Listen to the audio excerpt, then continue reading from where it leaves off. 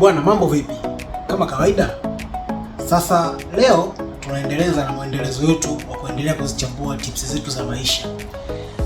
Unahisi tips ya 6 inakuwa inasemaje? Tips ya 6 ipo hivi. Hebu imagine umeamka, sawa? Umefanya mazoezi yako.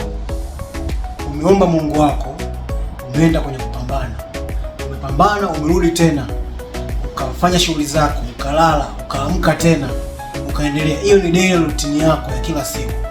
Sasa wewe unahisi kwamba wewe ni mkamilifu sana, ni mwema sana mpaka unafanya hizo shughuli zote, wakati kuna wengine wamelala, wako vitandani, wako hospitali. Kwa hiyo basi, tips ya 6 inasema kwamba jali afya yako. Ukijali afya yako, basi hakuna kitu ambacho kitakuja kukufelisha kwenye maisha yako, kwa sababu unatambua umuhimu wa afya yako na unafanya vitu kwa sababu ya kutengeneza mazingira mazuri ya wewe kufikia malengo yako ukiwa na afya njema. Kuna kauli moja wanasema watu, afya ni mtaji. Afya ni mtaji. Hisi ni mtaji wa kuuza nguo au kuuza genge au kuuza chochote kila biashara? Hapana. Ni mtaji ambao unakuwezesha kufika kesho kutwa na siku nyingine. Kwa sababu unapokuwa na afya njema, unatengeneza mazingira ya wewe mbele kufikia malengo yako.